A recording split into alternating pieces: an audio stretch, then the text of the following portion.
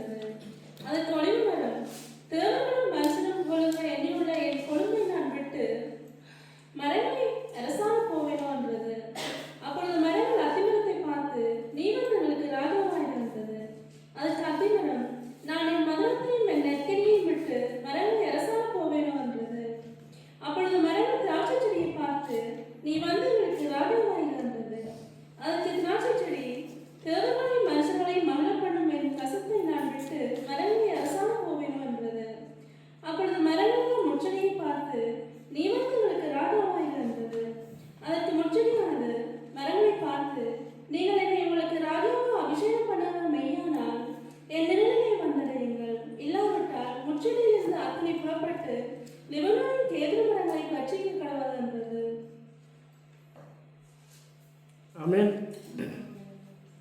இதில் என்ன எழுதியிருக்கின்றால், யோதாம் என்றொருவன் ஒரு மலையில் ஏறினு, ஹெரிசியம் என்ற ஒரு மலையில் ஏறினு இந்த உவமையை சொல்கிறான். இதுக்கு என்ன காரணம் என்றால், இவன் செர்பாகேல் என்று சொல்லப்படுகிற கிதியோனுடைய மகன். அவருக்கு 71 பிள்ளைகள். கிதியோனுக்கு 71 பிள்ளைகள். இவன் 71ஆவதாக. அந்த கிதியோனுடைய 2வது மனைவியாகிய அந்த வேலைக்காரியுடைய பிள்ளையாகிய அபிமெலேக்கை அவனுடைய உறவினர்கள் அவனை என்ன செய்கிறாங்களாம், ராஜாவாக்குறாங்க. முடியவர்களும் ராஜாவாக்கும் பொழுது இதை கேள்விப்பட்டோன்னு இவன் இந்த மலையில் ஏறினு இந்த பூமியை சொல்கிறான். என்ன சொல்கிறான் என்றால், விருட்சங்கள் தங்களுக்கு ஒரு ராஜாவை அபிஷேகம் பண்ணும்படி போய் ஒலிவ மரத்தை பார்த்து நீ எங்களுக்கு ராஜாவாயிரு என்றார். விருட்சங்கள் என்றால் என்ன? மரங்கள். அல்லேலூயா. ஆனால் விருட்சங்கள் என்பது பூமியில் மனிதர்களையும் குறிக்குது, பொதுமக்களை குறிக்குது. சரி, அதற்கு ஒலிவ மரம் தேவர்களும் மனுஷரும் புகழுகிற என்னில் உள்ள என் கொழுமையை நான் விட்டு மரங்களை அரசாள போகணும். அதுக்கு என்ன உத்தரவு கொடுக்குதா? ஒலிவ மரம் எங்களில் கொழுமை இருக்குது, சரிதானே? இந்த கொழுமையை விட்டுட்டு நாங்கள் அரசாள போக மாட்டோம். 2ஆம் தரம் என்ன செய்தா? மரங்கள் அத்தி மரத்திட்ட போய் கேட்குது. அப்பொழுது அத்தி மரம் என்ன சொல்லுதா? என் மதுரத்தையும் என் நற்கனியையும் விட்டு மரங்களை அரசாள போவேணும். அப்புறம் அதே திராட்சை செடியிடத்தில் போய் கேட்கு. திராட்சை செடி என்ன சொல்லுதான்? தேவர்களும் மனுஷரையும் மகள பண்ணும் என் ரசத்தை நான் விட்டு மரங்களை அரசால போகணும். அப்போ 3 மரங்களும் ரிஜெக்ட் பண்ணிட்டு, இப்போ நாங்கள் இந்த புதிய ஏற்பாட்டு காலத்தில், இயேசுடைய காலத்தில் இருக்கிற நாங்கள், இயேசு பிறப்பதற்கு முதல் 1000 ஆண்டுகளுக்கு முன்பு எழுதப்பட்ட இந்த காரியங்களை நாங்கள் பார்க்கும் பொழுது எங்களோட வாழ்க்கையில் நாட்டில் எதை புரிந்து கொள்கிறோம். இதில் பார்த்தீங்கன்னா, கிதியோன் என்பவன் மீதியானியர்களிடத்திலிருந்து இஸ்ரவேலை மீட்கிறான். 6 மக்கள் அந்த இஸ்ரவேலுக்கு அந்த எதிராக இருந்து அவர்களுடைய வளங்களை எல்லாம் சுரண்டி அவங்கள துன்பப்படுத்தி முட்களாயிருந்தார்கள். அப்பொழுது கிதியோனை ஆண்டவர் ஏற்படுத்துகிறார். அந்த கிதியோன் என்ன செய்கிறான் என்றால், 300 மக்களை கொண்டு அந்த பானைக்குள்ள தீவட்டியை வச்சு அவன் என்ன செய்கிறான்னா, வெற்றி எடுத்து அந்த இஸ்ரவேலர்களுக்கு ஜெயத்தை பெற்றுக் கொடுக்கிறான், ஆசீர்வாதத்தை பெற்றுக் கொடுக்கிறான். ஆனால் என்ன நடந்தால், இவர்கள் என்ன செய்து விட்டார்கள்? யார் என்றால், இந்த ஜெர்பாபேல் என்றவன் ஏன் அவனுக்கு அந்த பேர், அந்த ஜெர்பாபேல் என்ற பேர் வந்தென்றால், அவன் பாகால்களை என்ன செய்கிறானா, உடைத்து தகர்த்தினபடியால் அவனுக்கு செருகாபேல் என்ற பெயரை வச்சது. தனித்தனியை பார்த்தால் பாகால்களை உடைச்சவன் அர்த்தம். அப்போ அந்த கிதியோன் என்பவர் என்ன செய்கிறான் என்றால், ஜனங்களுக்கு ஒரு நல்ல காரியத்தை செய்தும் அவனுடைய இரண்டாவது மனைவியுடைய பிள்ளையாகிய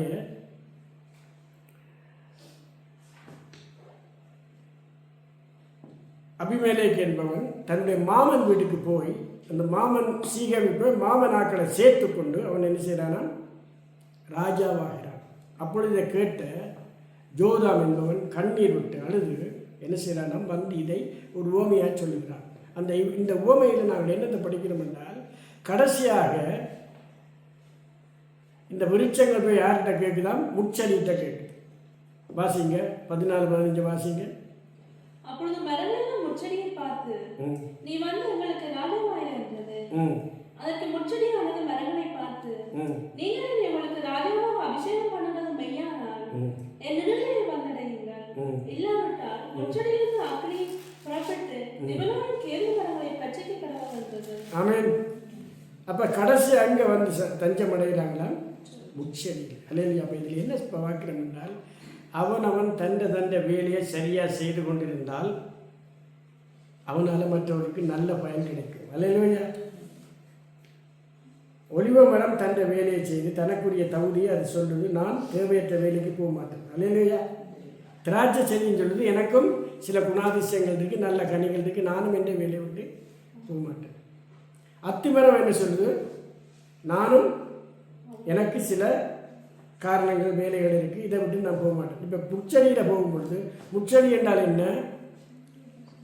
தேவையற்ற பிரயோசனமற்ற பலனற்ற நன்மைகளை வாங்கி கொண்டு தீமை செய்கிற முள்ளாக இருக்கிற சிலர் ஆட்சிக்கு வரும் பொழுது என்ன நடக்கும் என்றால், அந்த மக்கள் என்ன செய்வாங்க?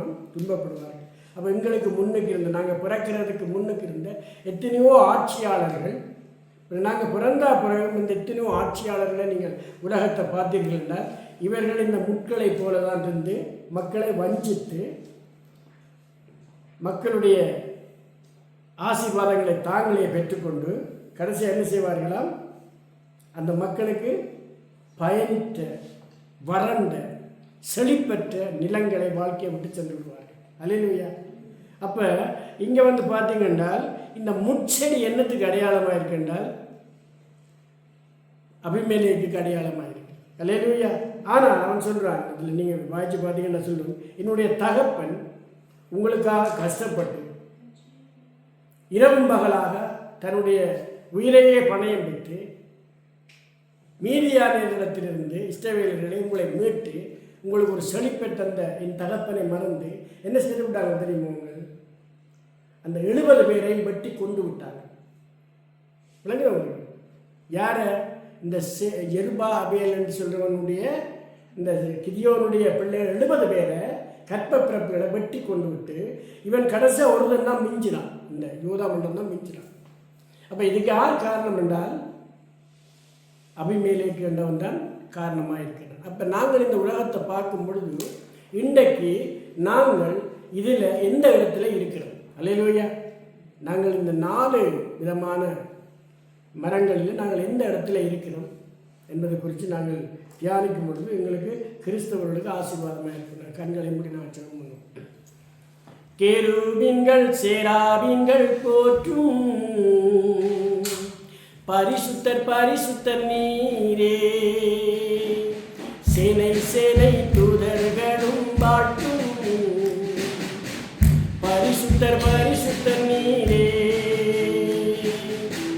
படைத்தவரே பரிசுத்தரே ஆராதனை ஆராதனை, படைத்தவரே பரிசுத்தரே ஆராதனை ஆராதனை, கேருபீன்கள் சேராபீன்கள் போற்றும்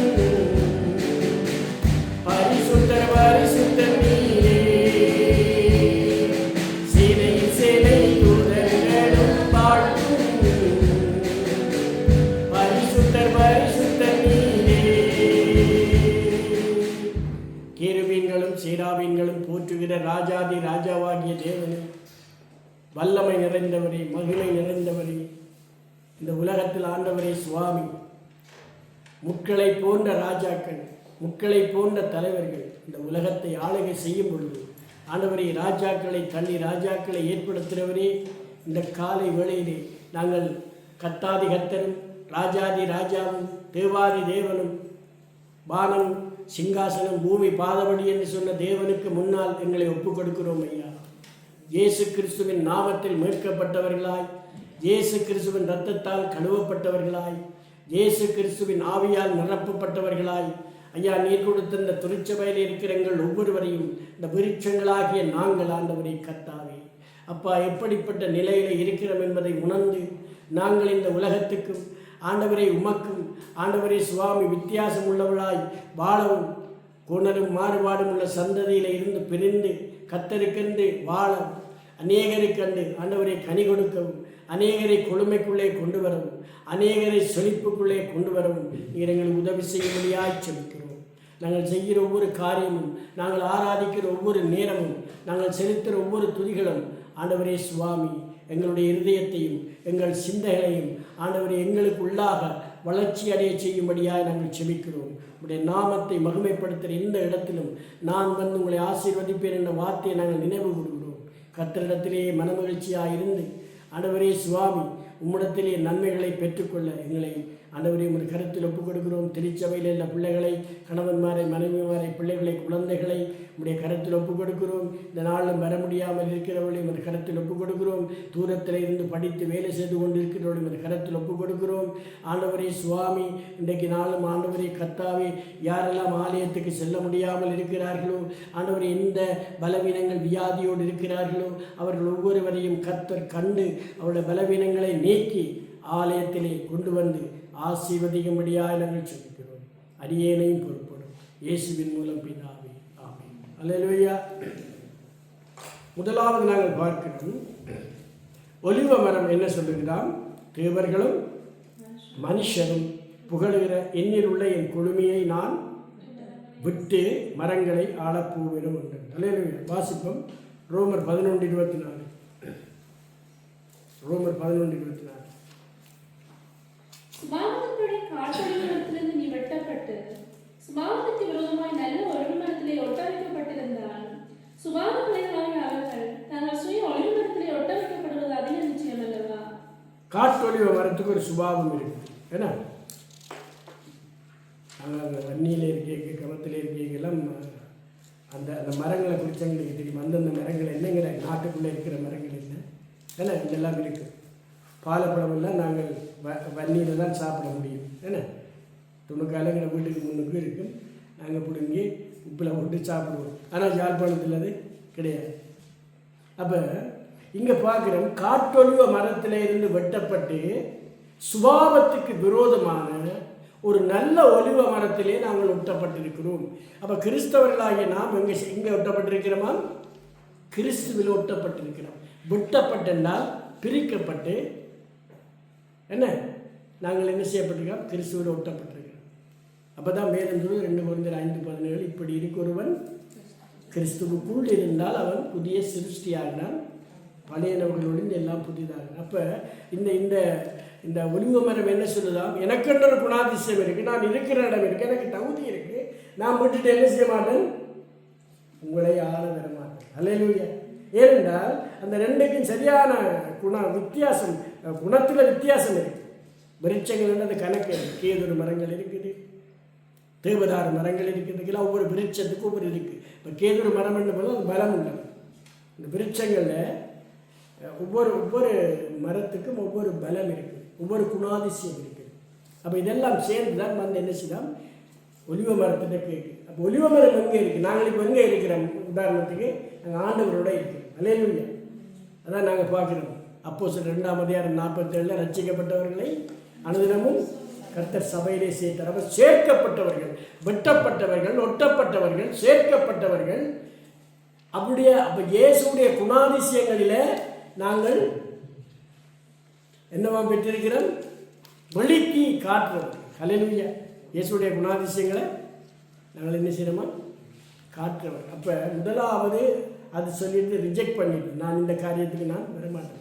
2வது என்ன சொல்லுதான்? அத்திமரம். என்ன அத்திமரம் என்ன சொல்லு? வாசிங்க.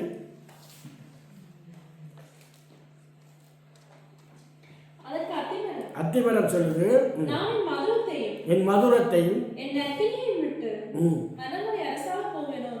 மதுரம், மாறாவுக்கும் மதுரத்துக்கும் வித்தியாசம் இருக்கு. மாறா என்றால் கசப்பு, மதுரம் என்றால் இனிமை. நீங்கள் பாருங்க, தான் மாறாவின் கசப்பை மதுரமாக்குறார். இல்லையா? அப்போ இப்போ நீங்கள் பார்த்தீங்க என்றால் மத்திய 24ஆம் அதிகாரம் 32, 33 வாசிங்க. மத்திய 24. அத்திமரத்தினால் ஒரு உவமையை கற்றுக்கொள்ளுங்கள்.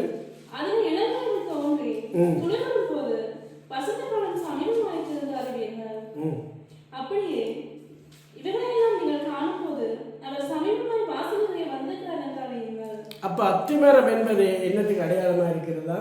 அத்திமரம் அது துளிர் விடும் பொழுது என்ன வசந்த காலம். என்னது வசந்த காலம்?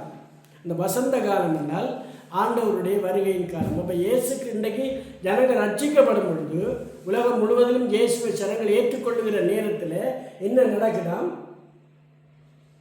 இயேசுடைய வருகையை நாங்கள் என்ன செய்யணுமா? பிரதிபலிக்கிறோம். அல்லேலூயா. அப்போ முதலாவது இயேசுவோடு இணைந்திருக்கிறவர்கள் அவர்கள் மக்களுக்கு சுவிசேஷத்தை சொல்லும் பொழுது, மக்களை ஆண்டவர் ஆண்டவர் அவர்களுக்காக ஜெபிக்கும் பொழுது, உலகத்துக்காக ஜெபம் பண்ணும் பொழுது, அவர்கள் ரட்சிக்கப்படும் பொழுது, அப்போ உலகம் முழுவதும் ஜனங்கள் ரட்சிக்கப்படும் பொழுது என்ன நடக்கிறதா? இயேசுடைய வருகையை அவர்கள் வெளிப்படுத்துகிறார்கள். அப்போ அத்திமரம் என்னத்துக்கு அடையாளமாக இருக்கிறதா? இயேசுடைய வருகைக்கும் வசந்த காலத்துக்கும். அல்லேலூயா. அப்போ இயேசுடைய வருகையில் என்னவா? நல்ல காலம். அல்லேலூயா. இப்போ அது கணக்கு, அதுக்குள்ள கணக்கு போகலாம். கணக்கு நிறைய வசனம் இருக்குது. இன்னொரு வசனம் வாசிங்க, லூக்கா சுவிசேஷம் 21, 29 வாசிங்க. லூக்கா இருக்கு பாருங்க.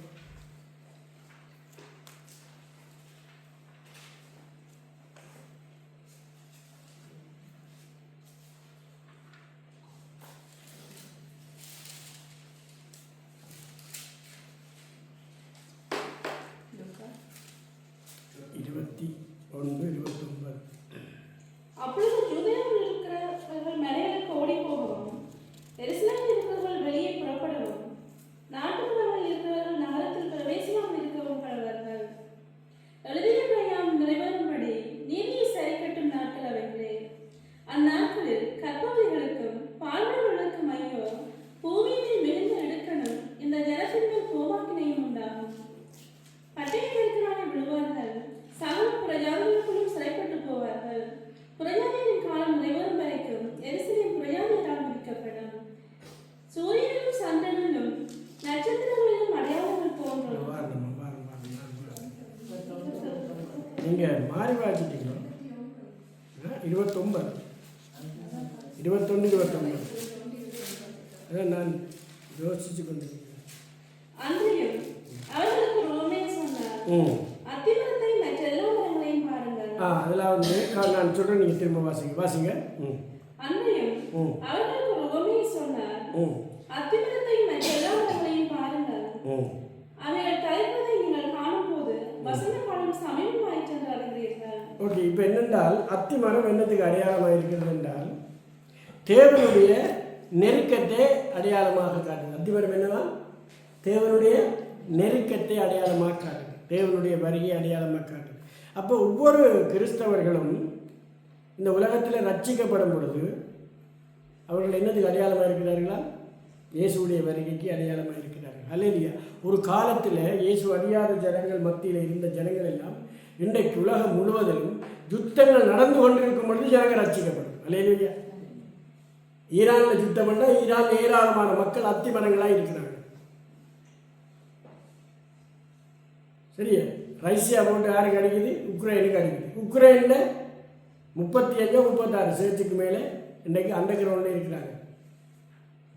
சைனாவில் பைபிளே வாசிக்கக்கூடாதுன்ற சட்டம் இருக்குது. அங்கே அண்டர் கிரவுண்டில் சேர்த்து நடக்குது. விளங்குறவங்க. அப்போ இந்த உபத்திரவமான கொடிய காலங்களுக்கு என்ன நடக்குதா? ஜனங்கள் என்ன செய்யுது? வசந்த காலத்தை கொண்டு வர விரும்புது. அல்லேலூயா. அப்போ நாங்களும் நீங்களும் வசந்த காலத்தை பிரதிபலிக்கிறோம். அல்லேலூயா. வசந்த காலம் என்றது ஒரு நல்ல பேர். அல்லேலூயா. வசந்தம், வசந்த காலம்.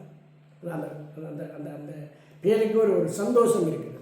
அல்லேலூயா. கார்காலம், காரிருள் காலம், என்ன கடுங்காலம், குளிர்காலம், இப்படி இருக்கு, வசந்த காலம் இருக்கு. அது என்ன செய்தால் ஒரு மகிழ்ச்சியை கொண்டு வருகிறது. அப்போ ஒவ்வொரு கிறிஸ்தவர்களும் இந்த அத்தி மரத்தை போல என்னவாம் இருக்கிறார்கள். அப்போ அவர்கள் என்ன சொல்கிறார்கள், நாங்கள் இந்த உலகத்துக்கு வெளிச்சமாயும் மலையின் மேல் உள்ள பட்டணமாயும் உப்பாயும் இருக்கிறதுனால நாங்கள் என்ன செய்ய மாட்டோம், உலக பிரகாரமான காரியங்களே நாங்கள் ஈடுபட மாட்டோம் என்று சொல்லுது. அடுத்தது என்னோட வாசிங்க, திராட்சை பாருங்க. திராட்சை அதற்கு திராட்சை செடி தேவனாய் மனுஷனை மங்கள பண்ணும், என் ரசத்தை நான் விட்டு மரங்களை அரசாண போவேனோன்றது. ஓகே, இப்போ நீங்கள் யோவான் 15:5 வாசிங்க. நானும் திராட்சை செடி, நீங்கள் கொடிகள். ஒருவன் என்னிலும் நான் அவனிலும் நிலைத்திருந்தால் அவன் மிகுந்த கனிகளை கொடுப்பான். என்னையும் நாங்கள் உங்களால் ஒன்றும் செய்யக்கூடாது. அப்போ ஒரு மரம் சொல்லுது, நான் கொழுமையாக இருக்கிறேன், பலமாக இருக்கிறேன். என்ன அஃப்ளூயன்ஸ் அண்ட் இங்கிலீஷில் சொல்லுவாங்க, அப்படி சொல்லுவாங்க என்றால் எப்படி செழிப்பு என்ன. அப்போ ஒரு செழிப்போடு நான் இருக்கிறேன், எனக்குள்ள ஆவிக்குள்ள செழிப்பு இருக்குது. அந்த ஒலிவ மரம் என்ன சொல்லுதான், ஆவிக்குள்ள எனக்கு செழிப்பு இருக்குது. அதே நேரத்தில் அத்திமரம் என்ன சொல்லுதான், மதுரமும் இனிமையுமாய் இருக்குது. இப்போ திராட்சரசம் என்ன சொல்லுதான், என்னில் ரசம் இருக்குது. என்னதான் இருக்குது, ரசம் இருக்குது. அல்லேலூயா. அது ஏன் அப்படி இருக்குன்னால் ஆண்டவராக இயேசு கிறிஸ்துவோட இணைந்திருக்கு. ஆண்டவர் சொல்கிறார், நான் திராட்சை செடி, நீங்கள் கொடிகள். என்னில் ஒருவன் நிலைத்திருந்தால் அவன் நிறைவான கனிகளை கொடுப்பான். அப்போ கிறிஸ்தவர்களாகிய நாம் என்ன செய்கிறவர்களாம், கனி கொடுக்கிறவர்கள். அல்லேலூயா. பேரண்ட்ஸ் ட்ரீன்னு சொல்லுவாங்க. என்ன யோசப்பை குறித்து என்ன சொல்லுது, யோசப்பு ஒரு கனிதரும் திராட்சை செடி, கனிதரும் செடி. அப்போ அதே போல் நாங்கள் என்னவாம் செய்கிறோம், ஒவ்வொரு விதத்தில் கிறிஸ்துவுக்குள்ளே இருக்கிறவர்கள் நாங்கள் பாருங்கள், வெட்டி ஒட்டப்பட்ட ஒரு ஒலிவ மரங்களாகவும், வெட்டி ஒட்டப்பட்ட ஒரு ஒலிவ மரங்களாகவும், இயேசுடைய வருகையை நாங்கள் என்னவாம் வசந்த காலத்தை காட்டுகிற ஒரு கூட்டமாகவும், அடுத்து என்னவாம் இயேசு கிறிஸ்துவாகிய திராட்சை செடியில் சேர்ந்து இருந்து என்ன மற்றவர்களுக்கு கனி கொடுக்கிறவர்களாகவும் நாங்கள் இருக்கிறோம். ஆனாலும் இந்த உலகத்தில் தான் இருக்கிறோம், இந்த உலகத்தில் தான் இருக்கிறோம். இப்போ உன்னத பாட்டு 2:2 வாசிங்க. உன்னத பாட்டு 2:2.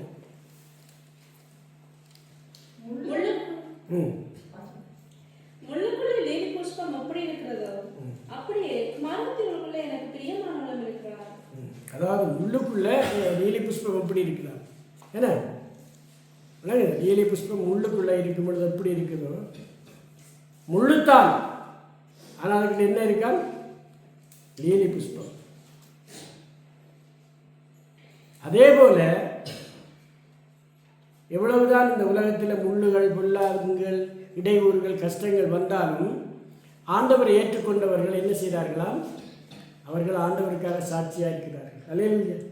அதான் நீங்கள் சொல்லுது. ஆனால் அது என்ன சொல்லுதுன்றால், நீ எங்களை ராஜாவாக கூப்பிடுற உண்மைதான், உங்களை விட மேலான ஒரு பதவியை நீ கொடுக்குற உண்மைதான். ஆனால் எங்களுக்கு இருக்கிற நல்ல தன்மைகளை நாங்கள் விட்டு பெற மாட்டோம். அல்லேலூயா. இந்த அரசாட்சி என்பது ஒரு சாதாரணமானது இல்லை. ஆமென். நாங்கள் பார்க்குறோம், சவுலை ராஜாவாக்கின பொழுது ஆண்டவர் சொன்னார் என்னென்று, அவன் உங்களுடைய வரிப்பணத்தில் வாழ்வான். என்ன செய்வான், உங்களுடைய நல்ல பொருட்களை தனக்கு எடுத்திருப்பான், உங்களுடைய ரதங்களை, குதிரைகளை எடுத்து தனக்கு முன்னுக்கு வச்சிருப்பான், தனக்கு காவலாளிகளை வச்சிருப்பான், தனக்கு செக்யூரிட்டி கார்டை வச்சிருப்பான், உங்களோட பணத்திலாம் வாழ்வான். காரணம் என்னவென்றால், நீங்கள் கேட்ட ராஜா, நீங்கள் தெரிந்து கொண்ட ராஜா, அவன் இப்படித்தான் செய்வான். இப்போ நீங்கள் இதில் 8ஆம் அதிகாரம் 22 வாசிங்க. நியாயாதிபதிகள் 8:22, 22-23 வாசிங்க. கிதியோன் என்ன சொல்கிறாங்க, நியாயாதிபதிகள் 8ஆம் அதிகாரம் 22, 8:22. அப்பொழுது இஸ்ரவேல் மனுஷன் கிதியோனை நோக்கி, நீர் எங்களை மிதியாமின் கைக்கு நீங்களாக்கி விட்டபடியினால் நீரும் உம்முடைய குமாரனும் எங்களை ஆளப்படுவீர்கள் என்றார்கள். அதற்கு கிதியோன், நான் உங்களை ஆளமாட்டேன், என் குமாரனும் உங்களை ஆளமாட்டான், கர்த்தர் உங்களை ஆளுவாராக என்றான். ஆமென். அப்ப கிதியோனுடைய முடிவு என்னவாம், நான் உங்களை ஆள மாட்டேன், என்னுடைய பரம்பரையும் ஆளாது, உங்களை கர்த்தர் தான் ஆள வேண்டும். அல்லேலூயா. அப்போ அவன் ராஜ மேன்மையை விரும்பேன், அவன் தன்னுடைய பரம்பரைக்கும் விரும்பேன். ஆனால் அவன் என்ன சொல்றானா, கர்த்தருடைய ஆட்சி தான் எங்களுக்கு தேவை. அன்றைக்கு ஆண்டவர் சாமுவேலை வச்சு தான் ஆண்டார், மக்களுக்கு என்னென்ன தேவையோ கொடுத்தார். சாமுவேல் என்ன செய்தானா, யார் கூப்பிட்டாலும் போவான். சாமுவேலுக்காக காத்திருக்கும் பொழுது அவன் தீர்க்க தரிசனத்தை பெற்று அவன் என்ன செய்வான், மக்களுக்கு கொடுப்பான். விளங்குதவங்க. அப்போ வருவாங்க சாமுவேல்கிட்ட, அவன் என்ன செய்வான், தேவனிடத்தில் கேட்பான். என்ன செய்வானா, தேவனிடத்தில் கேட்டு அவன் என்ன செய்வானா, அவர்களுக்கு பதில் கொடுப்பான். ஆனால் இவர்கள் என்ன செய்கிறார்களாம், எங்களுக்கு தேவன் ஆள வேண்டாம், என்னவா, எங்களை தேவன் ஆள வேண்டாம், எங்களுக்கு ஒரு ராஜா வேண்டும். அப்பொழுது ஆண்டவர் சவுலை கொடுத்த பொழுது சவுலை குறித்து சொல்கிறேன், அவனுடைய வாழ்க்கை முழுவதும் அவனுக்காகவே இருக்கும், உங்களுக்காக இருக்காது.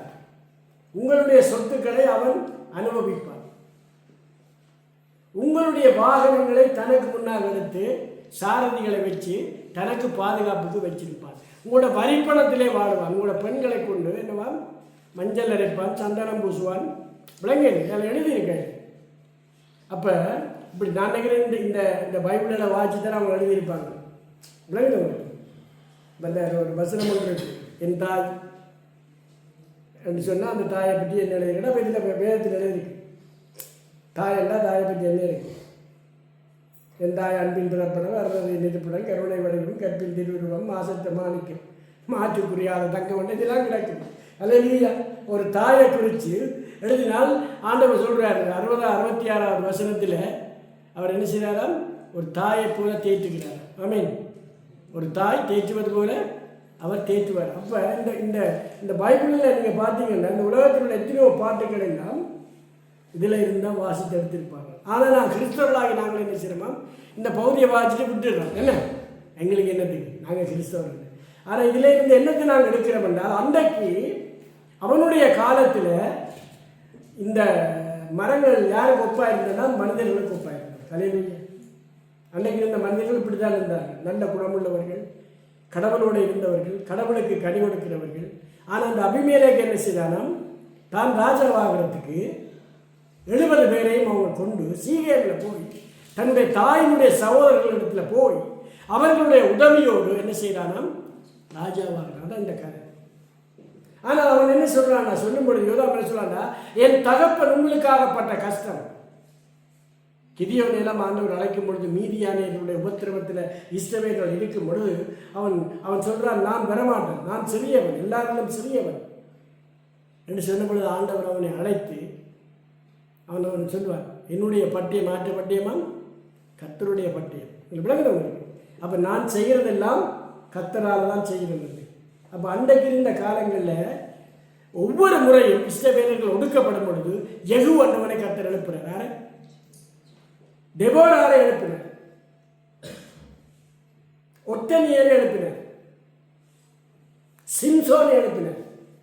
காரணம் என்னவா, இவர்களை ரட்சகராக எழுப்பினார். ஏன்? அந்த மக்களுக்கு ரட்சிப்பு கொடுப்பது.